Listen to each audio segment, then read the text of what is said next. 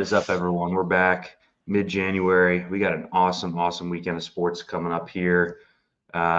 We had a good week in the college basketball streets. Well, I didn't until last night. I got my teeth kicked in all week, but got the 222 and basically flopped the nuts last night, Gav.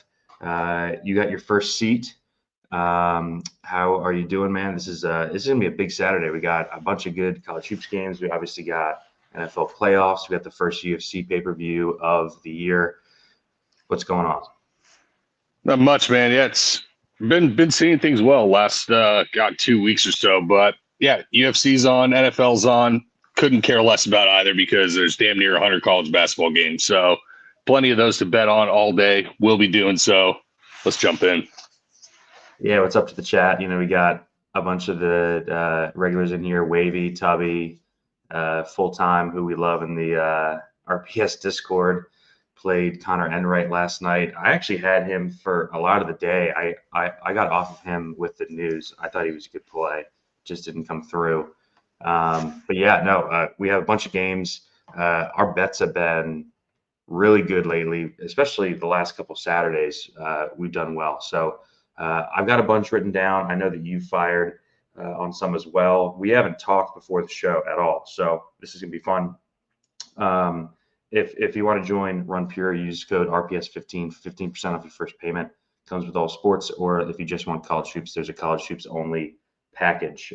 Gavin and I post our cores, our bets, everything. We're always in there mixing up in Discord. So if you're not a member, awesome time to get in with all the sports going on, and as Gavin and I plow towards the NCAA tournament. We've got 11 games here on the main slate, Gav. One less than last week, one less than usual. Couple big totals on the slate, couple small totals on the slate, and I think we have a good amount of bets in these games. Let's get it started with a banger.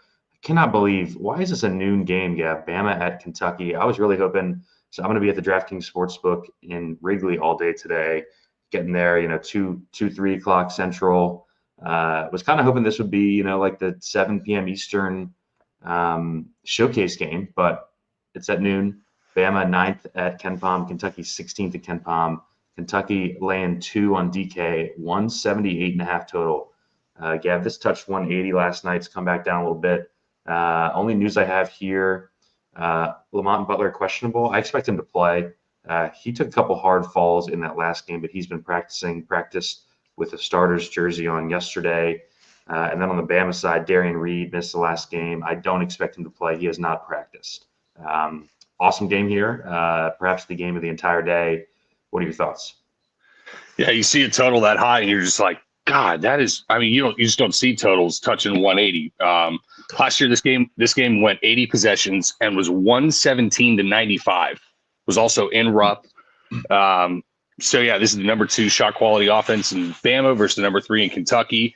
Neither team really makes any offenses they play uncomfortable on the defensive end. They're both outside of the top 320 and forcing turnovers.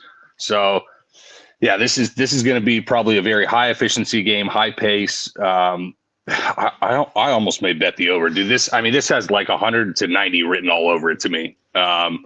But we'll see. I haven't bet it yet. But yeah, DFS wise, there's definitely some good spots. Phylon's underpriced probably by what, 2K, compared to what he's been the whole season. Youngblood had his first game where he got 30 plus minutes last time out in that Ole Miss game.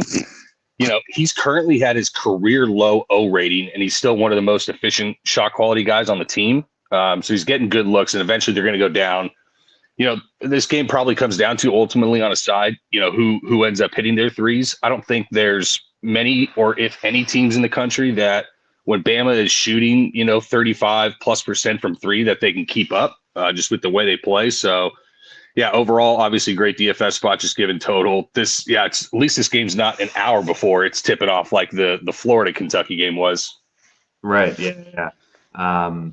So with the high total, there's definitely going to be a bunch of guys in play. Phylon lost some minutes last game. I'm not too concerned about that. Are you concerned at all with him playing 15 minutes in the Ole Miss game? He went 0 of 8 from the field. I think it was just kind of, he wasn't shooting the ball well, and they have a lot of bodies. I think he goes right back to that mid to high 20s minutes role here. Do you have any concern with him minutes wise here? It presents some floor, some downside that's probably a little bit more than you would want to see. We kind of saw it similar to Degenhart last night. Played 15 minutes the game before, still smashed last night. The thing to note also is that Ole Miss's no middle is death for a guy like Philon who needs to live in the paint. Yeah. Who's not really a great outside shooter yet. He's really kind of the initiator getting into the teeth of the defense. Kentucky's allowing kind of a scary high defensive rate at the rim, near prox rate, and they've just been getting bludgeoned at the rim. I think opponents are shooting like 60% inside the arc in SEC play, so probably a little regression there. But this is, night and day matchup for Philon in the positive direction, at least today. Yeah, awesome price on him. We haven't seen him under 6K since, I don't know, the first week of the season before we knew that he was going to be a huge part of the rotation.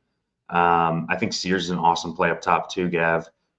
We've been burned a bit by these high-priced guards. We played RJ Davis the other day. I think this is a different spot here for Sears, though. We've just seen games over and over just nuke at Rupp this season. I think Sears and Philon the best, like on paper plays. Grant Nelson, a really good tournament play here, Gav. They've been keeping him in like the mid-20s minutes.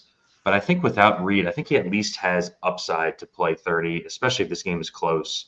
Thoughts on him? And then anyone else in this game? Kentucky's been really tough to roster on like a main team. I think this is more of like a game stack tournament type of plays on the Kentucky side. We're not getting anyone super cheap. Lamont Butler, of course, has been awesome. He's questionable. Amari Williams, really hard to project him for anything over, 23, 24 minutes, but we have him at 24 minutes here. I tried to be pretty aggressive on him, and we have a big projection on him, 32 and 4.8x. So I think Williams is probably my favorite bring back. I'm pretty scared of Andrew Carr. Gav, I'm not sure if you've seen the quotes on him. He's basically not practicing at all. But Pope is like, he just refuses to sit. So I've got to start him. So Carr's definitely less than 100%. Doesn't give me a warm and fuzzy on him. And I think that gives Amari Williams more outs to play more minutes. What do you think overall on tournament plays on Bama and then the UK side in general? Tournament plays. I would definitely have Youngblood in the pool. If he has upside, to play 30+ minutes like we just saw last game. And there's some positive shooting regression, and he's in kind of the nut game of the slate. I would definitely have him in your pool. On the Kentucky side, I actually think Kobe Brea, he had like an undisclosed injury where he was questionable kind of up until game time, then played against Georgia. Then the last two games plays under 20 minutes. It was also 2 from 10 from 3. So if he's not hitting his threes, like there's no real point of playing him. But man, this is a guy like in this game environment, dude, he could. There's like an outside chance he goes like 7 of 10, so something like that. It's probably more likely that it's like a 3 of 7 type. But man, this is a guy that if he gets hot, he's going to play. He's at home, like probably the best shooter in the country, and he's like 3 for his last 14 from 3. I think is what I looked at. So I think he's in play as well. Yeah, I can't do Garrison. I think just on a main slate.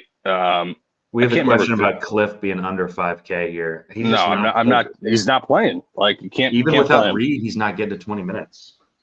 Yeah, he did play 35 last game. Or sorry, I'm looking at Youngblood now. But no, Cliff's just not playing. So he's not going to play 20 minutes, and he's got foul upside. Just not really going to love it. But yeah, Kentucky is getting beat at the rim. So I don't know. I can't do it personally. Have you looked at the showdown at all? This is a showdown game. Any notes on the showdown? I think Diabate is pretty interesting for showdown. You're going to need a cheaper option because you're going to want to play Mark Sears and Amari Williams and Lamont Butler. We'll have some showdown content in the Discord if you want it. We've got 5 games in this noon Eastern window. Let's go to the lowest total on the slate here. UVA back on the main slate for some reason. They're 137 to Ken Pom. Gav, they were heroes for us the other night. We backed Virginia and Virginia Tech, both on that same slate. Both of them came through with home wins. They're 137 to Ken Pom here, though, going to Louisville, 30th at Ken Pom. Pretty pretty tough spot for Virginia overall. DK's got it Louisville minus 16.5, 130 total. Any game notes here for you, Gav? Yeah, I mean, they just played at Virginia, and Louisville smacked the shit out of them, 70-50. So, now they're back at Louisville. Virginia lost the rebounding battle 42-25 in that game, and they shot 19% from three. We know what Louisville wants to do on offense. They're going to hunt the 3-point line, and playing against the pack line defense at home, they're going to get, as good a 3-point looks as anybody's going to allow them in the conference. So, yeah, Louisville, I expect to score. More comes down to Virginia's shot making, maybe a sleepy spot for Louisville. They've had a couple kind of big get up games recently, but this last month of the season, Louisville's a top 20 team. They're basically 18th on Torvik, and in the same stretch, Virginia's 189th. So there's not much more really to harp on from that standpoint, just on game notes, but. Yeah, you never like kind of a total, or you never like a total like this or a pace that Virginia is going to provide you. But Rain Smith, 5.2K. I mean, he's going to be the 3-point shooter. Terrence Edwards, I'm surprised, gets priced down to 5.5. I imagine he's going to be very to extremely chalky on this slate, even playing Virginia. Man. It's a low total. There are a lot of good plays in that range. I don't know. We talked about. I'm not playing him over Phylon. We've got Locke in there, Cadeau. I don't know. I mean, I'm definitely not playing him. I think he's safer than Phylon. I mean, he's playing Virginia in the lowest total on the slate. Yeah, he's 5.5 playing 30+ minutes. So he's probably a cash. He's definitely in there for cash. I think he's safer than Phylon.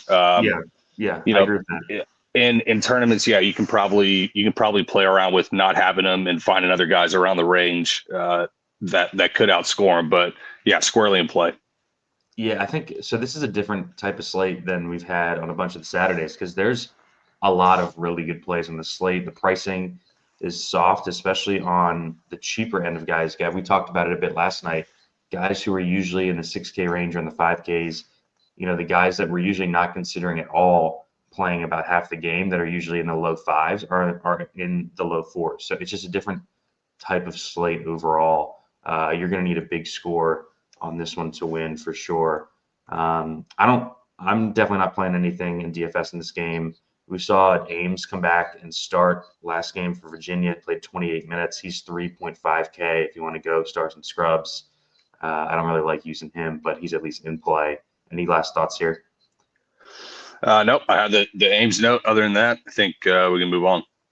Yeah, James Scott has been playing well in conference, but priced up to 6.2 playing Virginia. I think I'm going to wait till that price settles back down in the 5K range where he should be, but he has been impressive.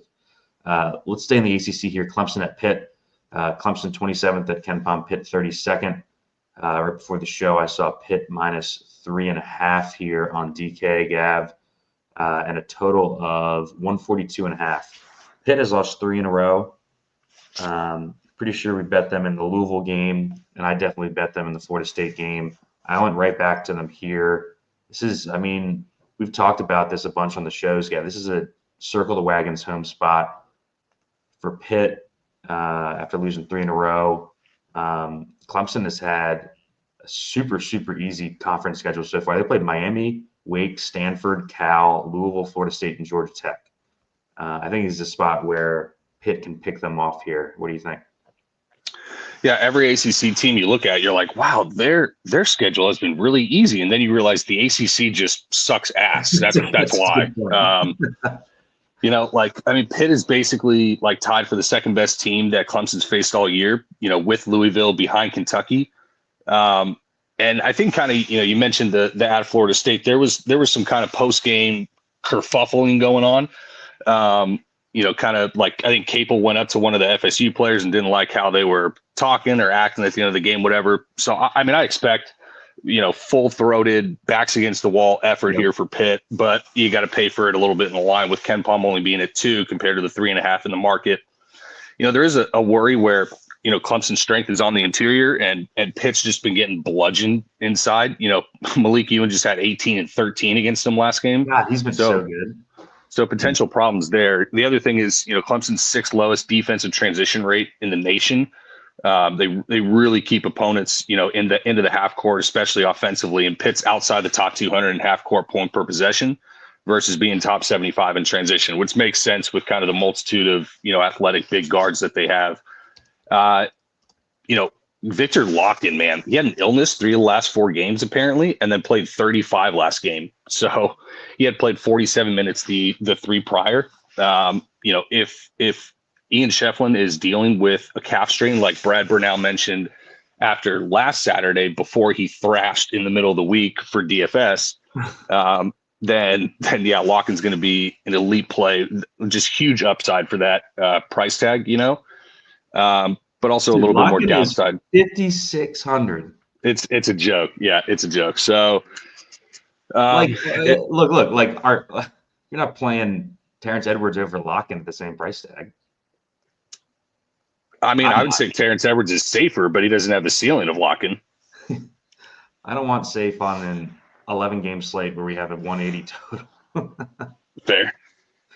All right, yeah. I think we have to start in this game with Locken and Damian Dunn. I played Damian Dunn on the night slate earlier this week. He didn't do much, went 0-8 from the field, but I was more interested, Gav, in seeing him back up the 32 minutes by playing 32 again. And he entered the starting lineup. So I think Damian Dunn here is an awesome play. I hope people are afraid to click him coming off the shit game. I think it's an awesome spot for Dunn here.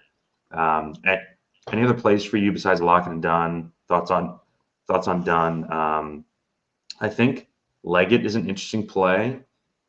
He's just kind of priced close to like the true superstar DFS plays in the country, I think. Yeah, this is probably priced right where he should be.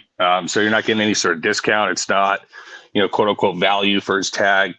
Dunn, squarely in play, like a Dunn lock-in mini. I texted you last night, like that is nasty business on this slate. Yep. That'll probably be in my main. So yeah, if Dunn's going to play 30 plus minutes, he's going to start and he's going to be under 5K. It's not the greatest matchup for him.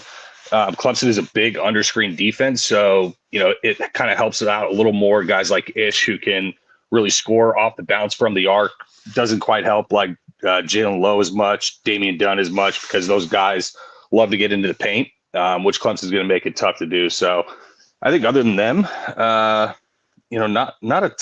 guess Cam Corn under 6K. I'm not going back to Corn, dude. That guy's a bot. if he's going to play 30 plus and he's going to, threaten kind of high single digit for rebounds, there's some point upside for sure. So I think definitely you need Cam Corn at least in your pool. I guess I get if you don't want to play him for a main, but definitely a guy that I would not cross off on this slate. I agree. I think Corn's in play. I'm just kidding. The minute certainty for him definitely goes a long way, especially if you're playing. How about the Diaz-Graham brothers flipping minutes? You can't even tell which one's which now anymore after Jorge played or whatever. I think it's Jorge played most of the minutes last game. Yeah, kind of an odd thing. I think, they're just kind of running the top 4 as much as they can and then just trying to find – we've seen this from a lot of teams this year, Gav, where, they have their top 4 and they're just rotating the 5th spot to try to find what works best. I think that's definitely what's going on here. All right, let's keep it moving. Creighton at UConn, interesting spot here. We talked about it last night via text. Creighton 42nd at Ken Palm, UConn 26th. UConn's laying 7.5 here at the 147 total, Gav. I think both of us like Creighton in the spot. I took the Creighton plus 7.5. A lot of points here. UConn's still without McNeely. I think they're targeting later in the month for him. Creighton has bounced back from that Marquette loss on the road where I thought they looked pretty good. Beat Butler and then just thrashed Providence on Tuesday. I think that they've kind of found something with this condensed rotation. What do you think here? Yeah, well, you can only really run a condensed rotation with the guys that they have depth-wise.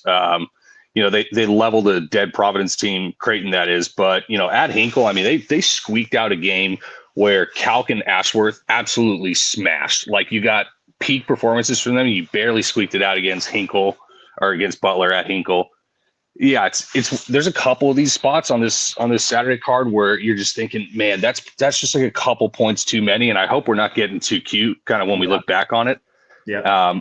But yeah, I mean, look, Ashworth is first in the Big East in usage, sixth in percent shots, and he's only shooting 31% from three. So that's going to improve. Like, if he ever he's makes a shot, he could just decimate us. He's one of the 10 best shooters in the country with a bullet. So I mean, that's going to improve. You know, UConn is 16 points worse per 100 possessions defensively without McNeely, and it's a top 5 offense nationally. So this could be a sneaky kind of lower possession but high efficiency offensive game. Terrace and Sampson, I mean, now that they're both, sub 5K, I think they're in play. They're not priorities by any means.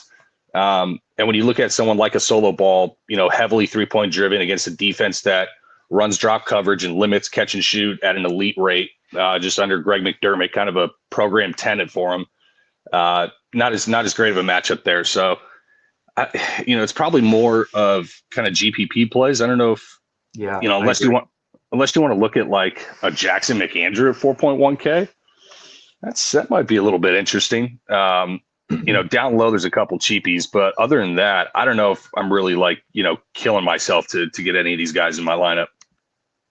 Yeah, McAndrew was on my list. We were talking earlier with guys who have been hovering around that 5K spot, who play about half the game, who've gotten a price decrease on this slate. I think you can put McAndrew in that bin of player. Ashworth and Kalk are priced up, but I think they're good tournament plays. Like you said, if Ashworth ever hits a shot, he's got, highest score on the slate ceiling here.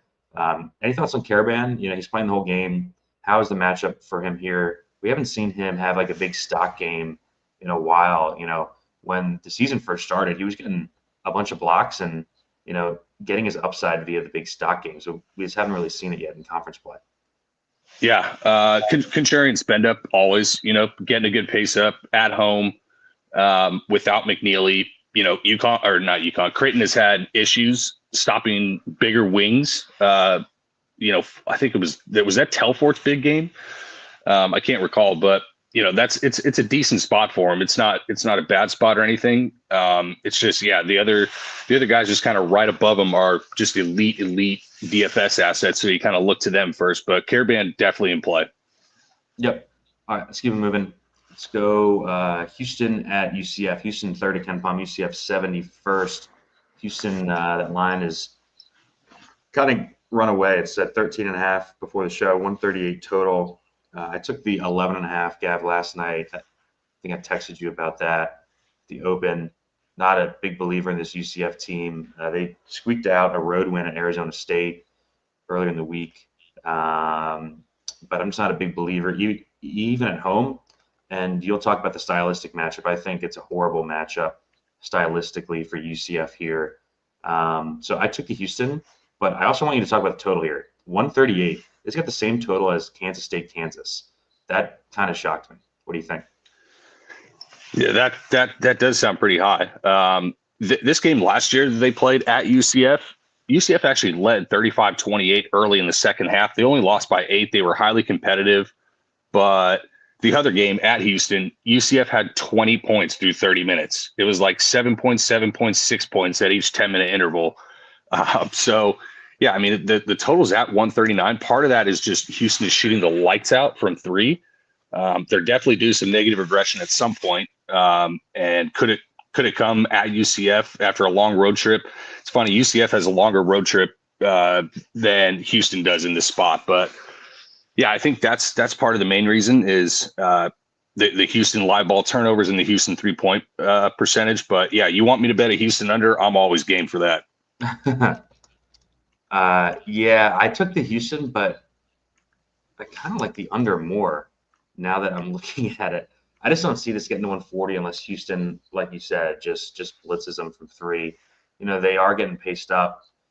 Big new spot. Well, not big, but there is a new spot here, Gavin. Tiam, I think it is, for UCF is questionable. I think he missed the last game. We saw JJ Taylor play a bunch. If this wasn't Houston, Gav, I think I would be super interested in JJ Taylor. Every time I've watched UCF, he jumps off the screen. Good player.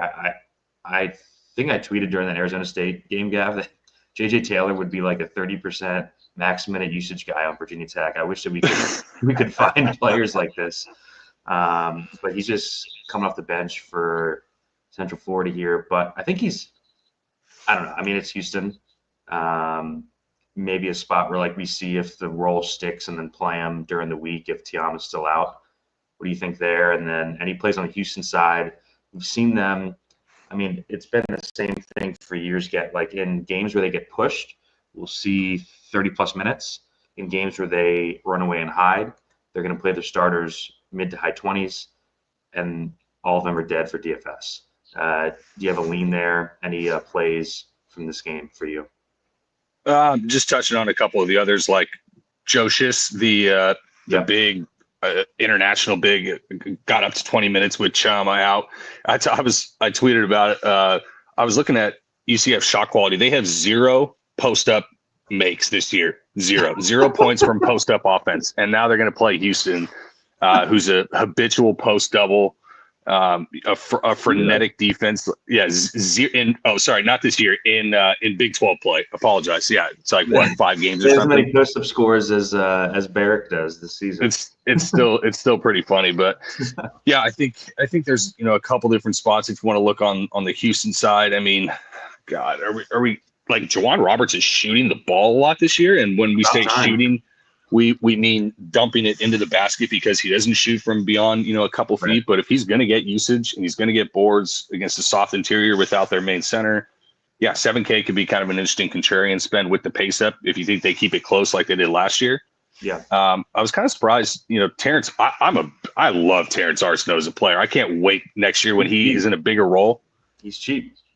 I was surprised that he projected as well as he did. He's kind of a stat stuffer. There's pretty good chance that Houston's going to turn UCF over a fair amount here. If any of the guards in front of him run into foul trouble, like could be a really good spot for Arsenault, but still really more of a GPP play, I think. Yeah, I was pretty aggressive on his minutes, Gav. I'm not sure if you have them pulled up. I've got him for 25. But again, he's in that pool of guys who, we've seen him low to mid 5Ks the entire season. He's 4.4 here. I think there's a lot of those types of plays on the slate that are good for tournaments. I think this is a really, really good MME slate. It's not the style that I play in college hoops. Like if there were like the $1, 150 mini max, I think this would be a really, really good slate for it, just because there are so many plays like in Arsenault where I'm probably not going to use it on my main. But at 4.4, I think he's a great play. Any last thoughts here?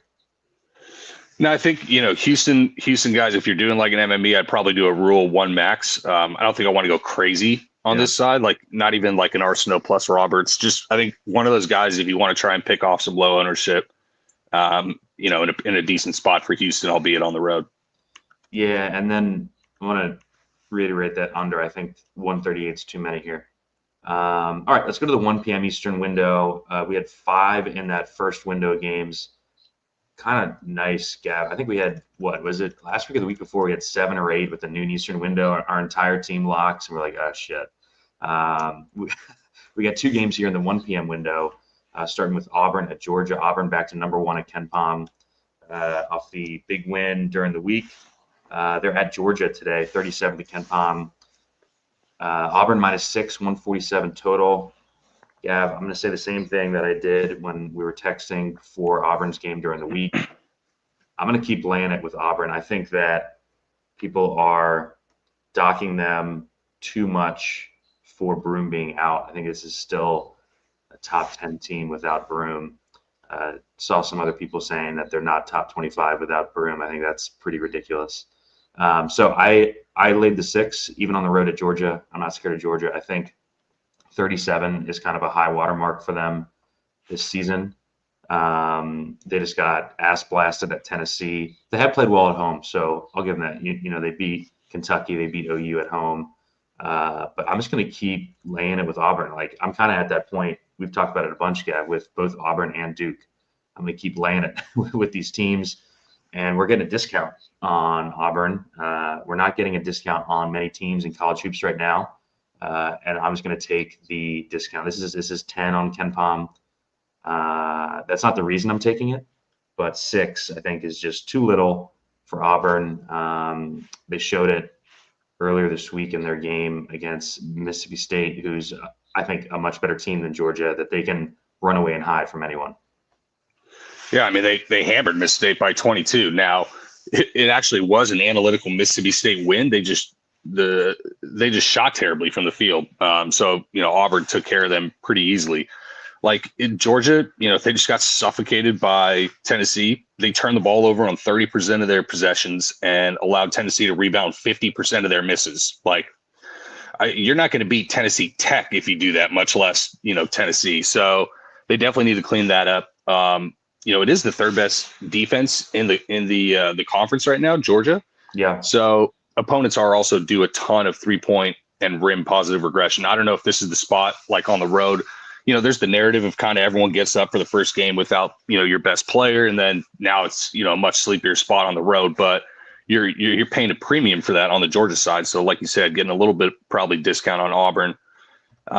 Georgia top 25 in near proximity rate. I mean, Auburn's going to get tested at the rim, and Broome and Cardwell is, arguably the best rim defense in the nation. Without Broome, it's going to get tested. So, pretty interesting spot here. I think there's kind of a couple different spots you're going to have to look for, and then a couple different spots that are interesting. Yeah, let's talk about DFS here. DK has not fully adjusted the Auburn pricing for Broome being out. We saw that. I think they played Tuesday. Dylan Cardwell was only 50% owned in the 222 in the queue, which is, he was a free square on Tuesday. He didn't have a great game, but he played good minutes. So I'm going right back to him here. Love the spot for Cardwell. He's 5.5K? Yes. He played 29 minutes. I think if he plays 29 minutes here, Gav, I'm pretty confident that he's going to be on the optimal. So I think Cardwell's like a core play here. I'm going right back to him. Chaney Johnson is the one who predictably took the Broome usage and minutes, played 34 minutes in that game against Mississippi State. Gav, 5 stocks, 8 boards, 38 DK. Not a super clean matchup against Mississippi State. Chaney Johnson, every time he's gotten minutes, Gavin, has come through. He's like a 1.15, 1.2 fantasy point per minute guy. So I have big time interest in both those guys. I want your thoughts on the matchup for those two. Would you play them both together with Georgia being a top 20 defense, and then any plays on the Georgia side for you, or any other Auburn guys? Yeah, where Georgia creates their advantages on the defensive end is with their big-bodied guards, very athletic, very 6'5", 6'6", Blue Kane, Silas Demery, guys like that. Yeah, like getting up into the guards of your other team, forcing pressure, causing turnovers. But inside it's much more of a question with Cyril, with Godfrey, and with Newell, especially when you have a Frosh who any given game can be 25 minutes, can be 36 minutes, can be plugged in, can be checked out. It's not like this matchup worries you. It's definitely on the softer end of the Auburn, defensive spectrum. So, Cardwell, you can play Cardwell and Chaney Johnson. At least one of them is probably going to have to be in your lineup. One of those guys are going to smash. Baker Mazara and Pettiford, they were the ones that saw really the elite kind of level usage, but are also in a mid 20 minutes role. So, in GPPs, if you mix them in and they do find themselves on the better side of 30 minutes, there's pretty good smash potential there at likely, suppressed ownership. Blue Kane, 4.4K, high 20s-ish, mid to high 20s, median minute projection, at home, getting paced up.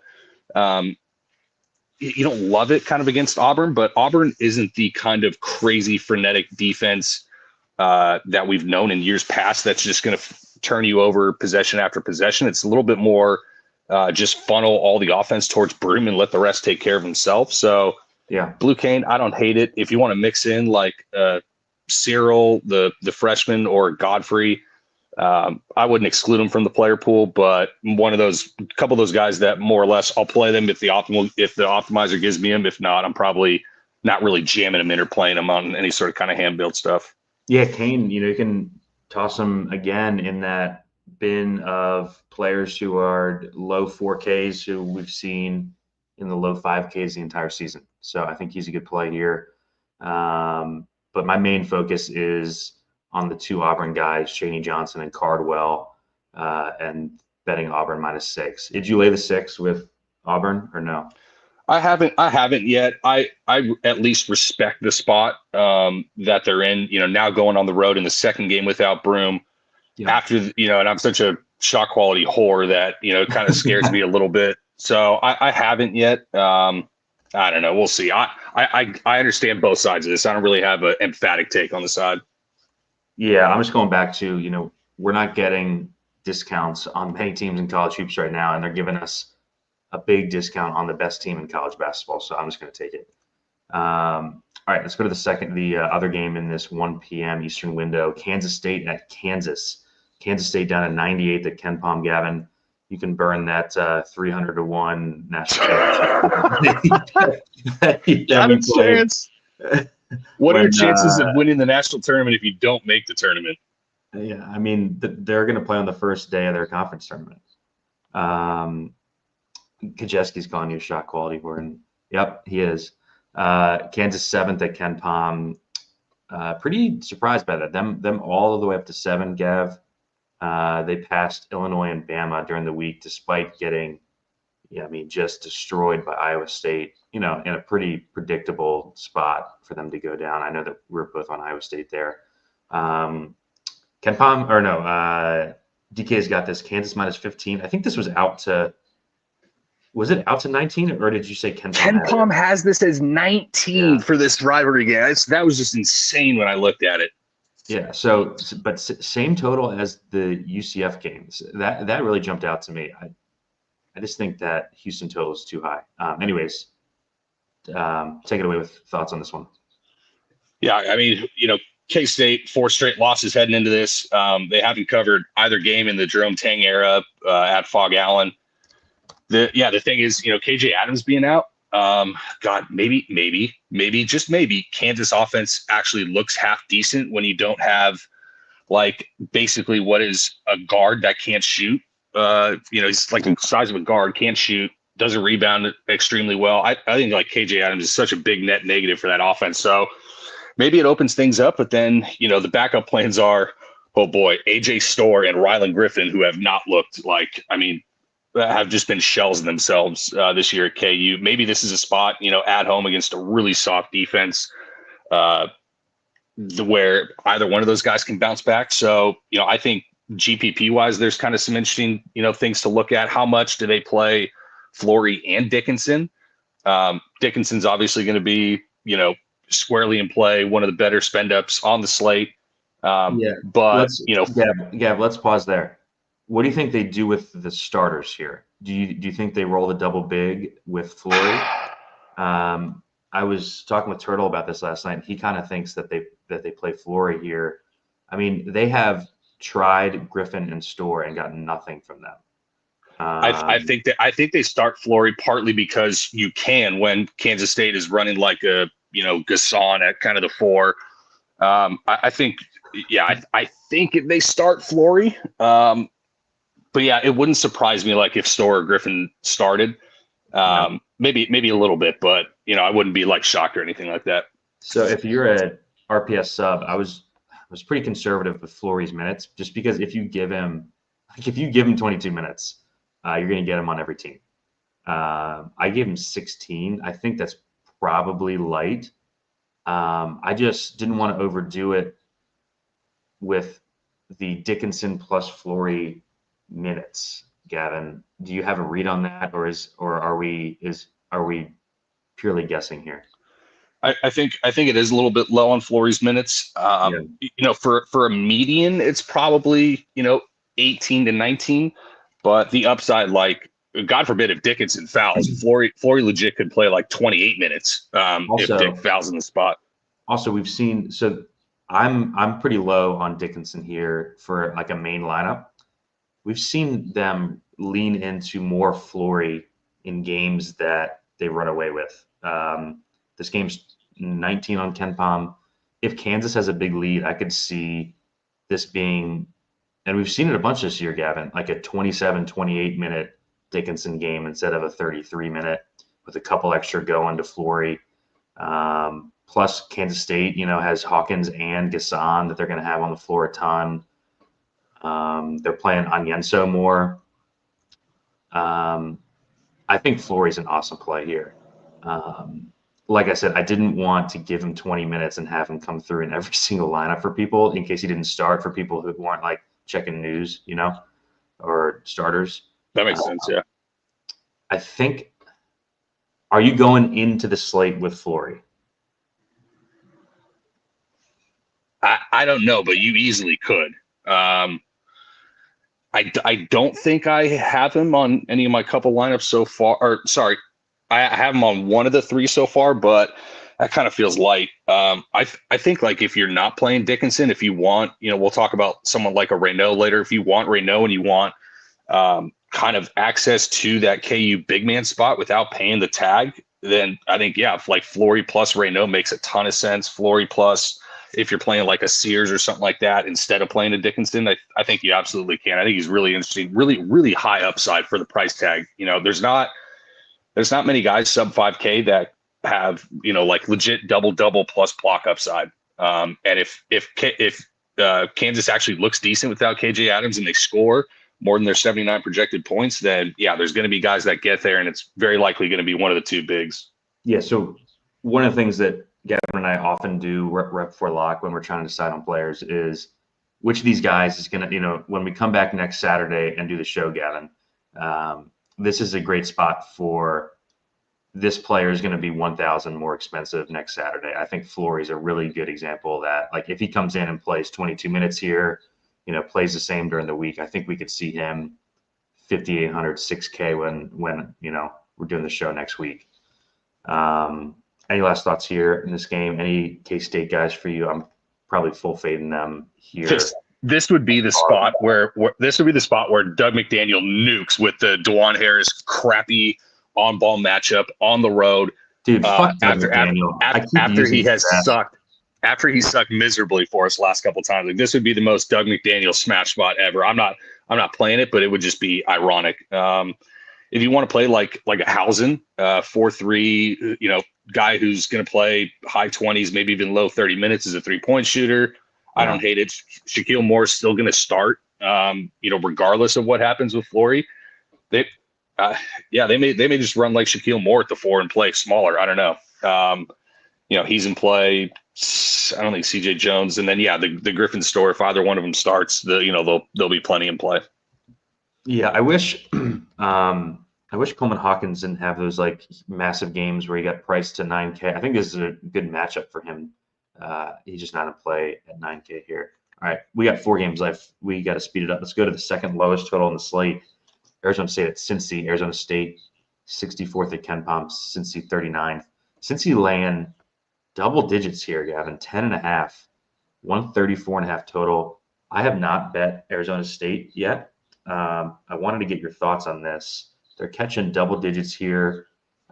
We've seen the rotation get condensed with the injuries that they have, but I kind of like the condensed rotation. We saw them lose at home during the week, but I kind of like the Acquaintance, BJ Freeman, Jihad, Alston Mason quad there. What do you think about this game? Yeah, they found some steadiness. But, since he finally got their first Big 12 win at Colorado, they're now 1-4. This is the worst offense in the Big 12. It's 7. We were right on them all along. Along, we were. 7 on KenPom is 10.5 in the market. I took ASU last night. This is another one of these spots, kind of like Creighton, where it's just a couple too many.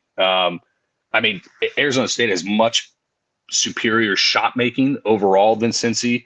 The thing that's going to have to happen is ASU's 250th in turnover percentage. They're kind of giving the ball up a lot. So that's where Cincy's going to have to win. They're going to have to win the shot volume, which they could. But ASU, man, also allowing Big 12 opponents to rebound 38.5% of their misses. That's worse in the conference. So Cincy, if they can win the glass and then kind of just stay afloat in the shot making department, they can probably win. But God, double digits just felt like too many for an Arizona State team that's, not bad. And if Sannon is going to continue to get healthier, gives you one more kind of guy, to be a shot maker. So Yeah, I think this is a clear ASU. I don't know what the 3.5 point premium for Cincy spot wise is that the market's indicating. Yeah, and it's also like a team that we weren't high on coming in. I have no problem fading Cincy. Gajeski in the chat says, "Tell me not to bet Arizona State." Yeah, no, I was in the same spot as you. I wanted to hear what Gavin said, so I just took him while he was talking. Add that to the list. Full time says, "Since the offense is shit, Nick Honor's fat. Some things never change." Yep, that's true. Any DFS plays for you here? In this low total, I'm not getting into anything. People keep trying to make 5K Jizzle James a thing because they're projecting him for too many minutes. With them fully healthy, it's just tough to give him minutes. Like, he's going to play 20 to 22 more often than he's playing 28. He keeps going into slates popular, and I'm going to keep fading Jizzle James because I think people are getting his minutes wrong. I think BJ Freeman's clearly the best play in the game. We've got him for 36 minutes here, Gab. Like, BJ Freeman, we've seen him in conference play tick up his usage, kind of become the alpha scorer of this team. Yeah, BJ Freeman back into his BJ Freeman role of last year almost. There's no way I play BJ Freeman in this matchup, especially as I think he's going to get clicked by people just with what we've seen. But on the road, he's going to get the Dylan Mitchell's shadow for a fair bit of the game that he's in there, which is never good. At 7-3, where we have a loaded mid range, I'm definitely going to be off him, and probably off this game for the most part. If you want to, mix in a mid 30-minute Adam Miller. No, we're going the next game. He's in play. Like, he's 4-6. He's going to play 35 minutes. He's in play. I just wouldn't remove him from the player pool. Yeah, maybe people click on. CMOS finally had a game where he hit some shots and absolutely torched this price tag. So 5.4, with a good pace up from ASU, I think he's probably the next best play. So mainly those three guys. Other than that, I don't really see how you get to many guys here. Yeah, I think, like you said, with basically every game, Adam Miller's in that group of plays who have been 5-5 the entire season, and they're now 4-5 on the slate. Matt says we're not playing Adam Miller. I'm with you, Matt. I'm not. I'm not playing Adam Miller. If you're playing a bunch of lineups, I think he's in play. All right, we got 3 games left. Arizona at Texas Tech. Really interesting game here, Gav. Arizona 14th at KenPom. Texas Tech 17th. The sign's going down 3.5 is what Texas Tech's laying here at home. 150 total. So I believe the third highest total on the slate. We've seen Arizona since the injury to Krivas play really well. They've won 7 games in a row. They're giving Besar more minutes. Del Orso has been really, really good in conference play too. Yeah, I'm not sure if you've watched much Arizona lately. Just kind of seems like a winning piece out there for Arizona. On the Texas Tech side, JT Toppin has been sick. He was sick in the Iowa State game last Saturday, was sick in the Kansas State game on Tuesday, hence the lower minutes in both those games. He's had 4 days off here since that Tuesday game. Gavin, JT Toppin 7,200 here at home and a massive pace up. I think this is the most interesting spot of the slate, is what to do with Toppin in this game in general. I took Texas Tech because I think Toppin is healthy, and I'm super high on Texas Tech in general, and we're getting them under 4 at home, and I think a decent spot to fade Arizona, although it is scary with how well they're playing with Besar playing more. Yeah, they're 5-0 in Big 12 play. Post Krivas, they've just been looking really good. They're the second best offense in the nation over the last 3 weeks, when early in the year, that was our big concern with Arizona was they cannot shoot the ball. They can't score the actual basketball in the hoop. There's a problem, but they've remedied that. I mean, Texas Tech is like 1 4-foot bunny from Darian Williams away from being 4-1, probably top 10 in KenPom. The thing here that kind of worries me is Arizona's 6th in near proximity frequency, which has really proliferated with Krivas not being there in the paint to clog shit up. Like Visar is a legit threat from the outside. Carter Bryant is a legit threat from the outside. Trey Townsend and Toby Walker are kind of rags, but Tommy Lloyd has really tightened up the rotation. Like there's literally 2 people at all 5 spots on the floor taking all the minutes for Arizona. Like it's a very straightforward rotation. They've definitely found what they want. Del Orso is the only one I think that plays at multiple spots. He swings from the 2 and the 3. So 4.1K. You don't love being on the road, but if you told me Toppin was 100% in this spot, this would be auto click Texas Tech territory. I don't really know the status. He was not only sick, he was sick of me winning money because I played him and just decided to anchor my lineups to the bottom of the Marianas Trench. So, both teams. So where would you put his minutes here? So when I was doing minutes, this was the toughest minute spot of the entire slate for me. I gave him 25. He's popping at 25 minutes. If he's fully healthy, he's playing 30. He played 54 against Iowa State.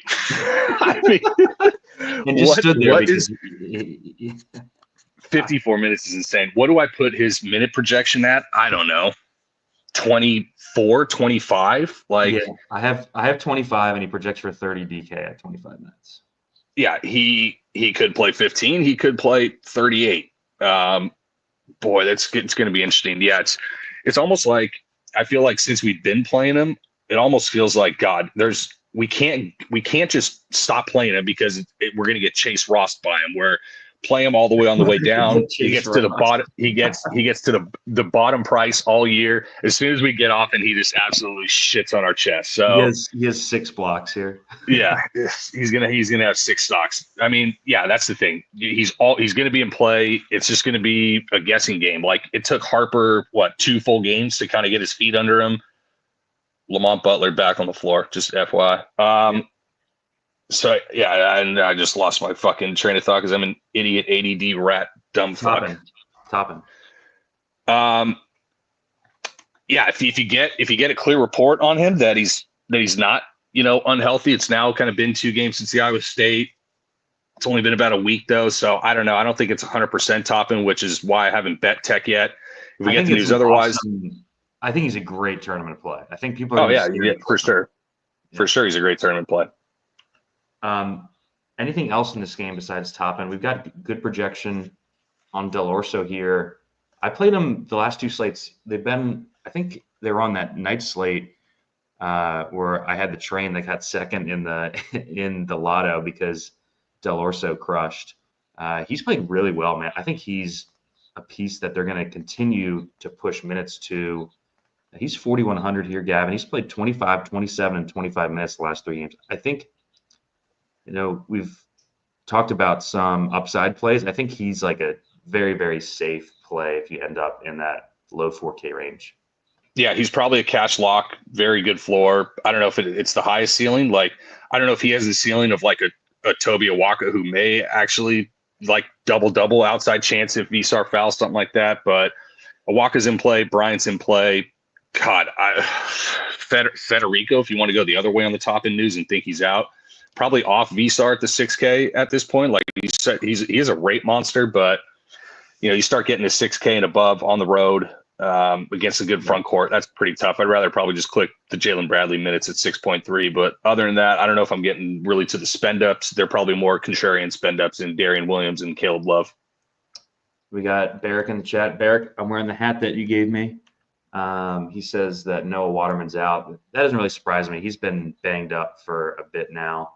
That'll push more minutes to James Scott, Traore. But they're playing Virginia, so probably not going to chase that. All right, we got 2 games left. Let's talk about them real quick. Let's go Xavier, Marquette, go to the Big East. Xavier 50 at the Ken Palm, Marquette 13th. Marquette's laying 10 here, 149.5 total. So pretty healthy total here. What are your thoughts on this game, Jeff?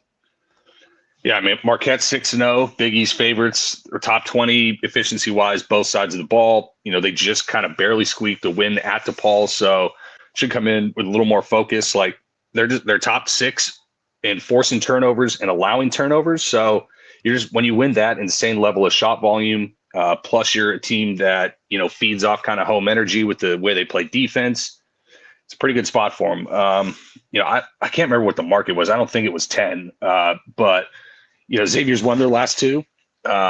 It's starting to look a little bit better. Pretty good matchup for Fremantle. It's actually pretty funny. Stevie Mitchell is a better O rating than Cam so far this year, which just goes to tell you how loaded this team is just in the backcourt when you have those guys plus a Chase Ross. So, pretty good spot here for Marquette. Every shot that Stevie Mitchell takes is butt naked wide open because Cam Jones has been arguably the best point guard in the country. I think they said he's like the first guy ever in college hoops to have like a 40+% assist rate and an under 10% turnover rate. He's been awesome. I think it's a great Cam Jones spot here if you can afford him. He's at 10-4. He's going to play. He's played 37+ minutes in their close games. I think Cam Jones, we have plenty of good plays in the 4K range here, Gav. I think Cam Jones is arguably the best spend on the entire slate. We'll talk about Renew. I think it's close between those two for sure. Cam Jones has the benefit of being home here, which I like. Ben Gold is a talking point that we have to discuss. He's playing huge minutes, over 30. He's under 5K, good projection, and he's going to be extremely popular. I need your Ben Gold take here. He's fine. That's literally all he is fine. There is no convincing me that Ben Gold is a better play than Flory Badunga on this slate. There's zero, none, nil. So is Ben Gold in play? Yes. Is he main live viable? Yeah, probably. He's playing 35 minutes a game. It's insane. I know. You're right. I mean, he's a good play. I think he's just fine. He'll get you there. He's probably not going to bury your lineups, but he's definitely not going to be the reason that you win a GPP, especially if he's going to be owned. So my question for him, for you with him, I think this is kind of a sneaky foul trouble spot for him having to guard Fremantle in this game. I think Fremantle is just way too physical and strong for him. I think this could be a trouble foul spot for Gold. Any thoughts there? Like, I'm trying to come up with reasons to not play Gold, and I think that could be one of them. What do you think there? The reasons are that his rates aren't that great, and he's got foul risk. And just the fact that I just like the ceiling is so meh. If he doesn't, what did he start the last game out? Like we look up, he's 4 for 4 from 3. I'm pretty sure. His first 3 threes and then didn't do the rest of the half. Yeah, ridiculous. If he doesn't hit his first 3 threes, then what is he? I just think there's many routes around him in contests if he's going to be owned. Yep, I agree there. Did you give a Cam Jones take here? He's a great play. I prefer him to Dickinson if you can afford, which you should be able to with the amount of value. I think he's a way better play than Dickinson here. Honestly. Yeah, I think Fremantle is pretty sneaky in this spot. This could be like 20 points, double-digit rebounds for Fremantle, I think, for sure. So I have some interest in him. Other than that, probably not going to get to like any of the 7K guys. Not a good spot for Conwell, and Conwell had 0 points in the first half and then had like 26 in their win last time out. So I will say nothing bad about Conwell. He was a hero on Tuesday for us because we had the Xavier spread. I try to tell you preseason, this guy can fill it up. I mean, he is a shooter. But other than that, I don't think I'm getting many guys in this spot. Well, he got him in that spot from not making a shot the first 35 minutes of the game. All right, let's go to the late 2:15 Eastern window game. Stanford at Carolina. Big total here. Second highest on the slate. 24 points lower than the Kentucky game, and second highest on the slate at 155 total here. Stanford 92nd at Ken Palm. Carolina 28th. They're laying 11.5. Gav. We stepped in the RJ Davis shit pile on Wednesday. He's been really good at home, but like it's kind of Dickinson-esque where when they're kind of cruising, he's letting the freshmen do their thing, you know? RJ Davis is. He's cheap here. He's 7-7. I think he's in play for tournament lineups. I can't personally go back to him just because I'm so fucking angry at Wednesday. But talk about this game first, and then we'll get to the plays afterwards. Yeah, like our guy Gajeski says, I mean, they would have to give me salary back to play RJ Davis. He's so dead to me. But yeah, you're right. On a more serious note, you're right. He's kind of the same thing that Sears was doing, early on in non-con when they were just thrashing teams. He was kind of just hanging out. Yeah, and this game probably doesn't, look like it's going to be very close. I mean, Stanford just lost the first leg of their East Coast swing by 13 at Wake. And for, all the foibles that we think UNC has, they're still better than Wake by a fair amount. UNC top 50 in near prox frequency, so sneaky block upside for Reno.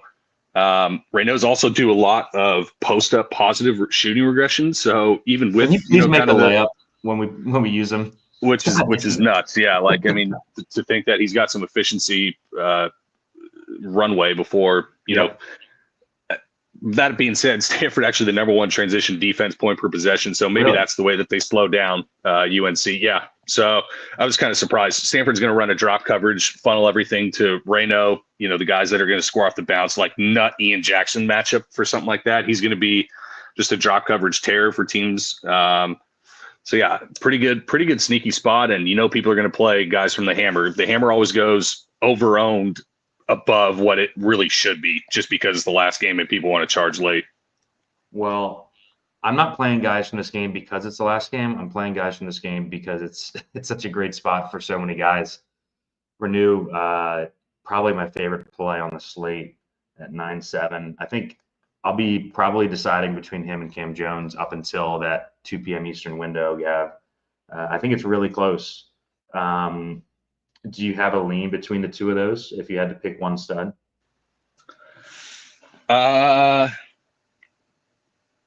It's tough. It's tough. It's probably Cam is probably the right answer when you have 20 shots in 3 of your last 5 games plus legit triple double upside. It's probably the answer, but yeah, you'll be fine with Reno as well. How about Ian Jackson 20 plus points here? What's the line? Even. Oh God, yeah. I mean, well, that makes more sense. I thought you were about to say like plus 250, something like that. And I was about to get interesting. No, I was just clicking through because you said it's a good spot for him. All right, I think we have to talk about the cheaper guys in the slate before we wrap up. I think we really have to talk about Cadeau and tell me about Ryan Agarwal. I don't know how to say Agarwal. Yeah, I'm pretty sure. I'm pretty sure he's a Frosh. Both of those guys we have for 30 minutes here. And again, awesome plays in that 5K range. Yeah. Agarwal. Fuck it. Whatever. I'm pretty sure he's a freshman. He's actually had really good peripherals, like early in the season was as well. And then when the shooting would come along is when he would smash.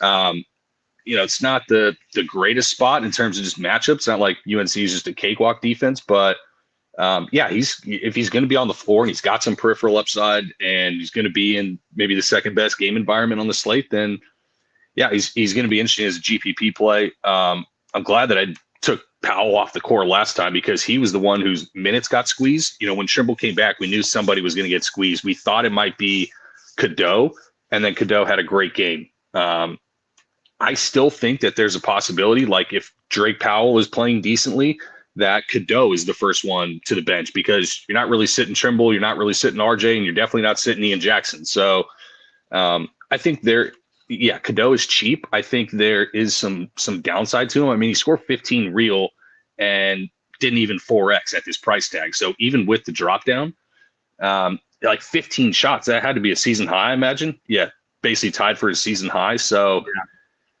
if you think he gets more than that, then sure. The assist didn't really come along. I don't think UNC had many assists in the Cal game, funny enough. But I think those guys are in play. I think the minutes are pretty safe with Cadeau. Like he's played on the only games he's played under like 28 or 30. He's actually sneakily had a lot of foul games, Gavin. He's got 1, 2, 3, 4. He's got like 10 games with 4 or more fouls this season. I'm not sure if that's something that's going to be the case moving forward, but I think that has hurt his minutes more than anything. I think we see 30, 32 minutes from Cadeau here in a home favorite spot where they got a huge team total. I think he's a good play. I'm not sure if he's got like crazy ceiling, but he seems safe to me. And he gives you access to this total where you don't have to play RJ Davis. Sure. Yeah, if you want to play like a Cadeau Reynaud, that's fine. Yeah. I get that. I don't hate it. I'm not as high on Cadeau as you, just because I think there's a little bit more downside. Like we just saw like the first game with Ian Jackson fully going, like he was starting out slow with Jackson, with Davis, and with Trimble back. Like, you know, somebody out of those guys plus Powell is getting squeezed on minutes every single game. So I think that it could be if he's having a good game though. I think Cadeau is the next one to be squeezed on minutes. So that's just my worry with Cadeau. But I think safe minutes wise, good floor. Well, we went over on time. We've got there's an off the chalk NFL show after this with our guys. I think it's a 4-man booth. JT, AP, Draft Sheet, and Mangone are going to go over some tournament plays for the weekend for the NFL slate. I'm sure everyone will be playing that. Gav, why don't you give your overall slate thoughts and then any other bets that aren't on the slate that you wanted to give out? I have I think 4 or 5 of them here. I told you 2 nights ago, if Oregon State wins, this is auto San Francisco take your pants off bet spot. Dude, no, wait. Before you go on, I got in an argument with your boy Matt from 3-Man Weave in his Discord last night about this game. He's all over Oregon State, so I know that we're on the right side here. That's fine. How many other bets do I have? Oh God, I don't even know. I think generally Oklahoma State. Oak State, yes. I like NC State, but probably not at the current 6. I laid the wood again with Duke. We talked about it last Saturday. I'm just going to keep laying it with Duke. Oh, I took under 139 in St. John's Seton Hall. I think Seton Hall with the no middle, like that's the defense that's going to give St. John's hell. And Seton Hall's at home. We know they can't score for shit, especially against Johnny's. I like that spot. Davon's out again too. So, yeah, other than that, I think kind of general slate thoughts is like, you know, you're going to need some Mondo scores. So guys that are these high floor guys don't really excite me too much unless you're going like all the way down to like a Del Orso, just because the price is so cheap, something like that. So you're going to need to swing for some upside at just about every price tag. And I would not go into the slate with no Bama, Kentucky. I think that is a dire mistake. So that needs to be a rule just with the game environment. If like what's to say that you don't just play 4 or 5 pieces from that, it's 190 and, you know, just like, you know, absolutely crush the slate. I think, you know, overload on that game is pretty easily with the lower owned guys. Is probably just going to be the easiest way to play this slate. Yeah, it's a really fun slate. This is probably my favorite Saturday slate that we've had in a while. All right, well, we went over. We have to do our own shit here.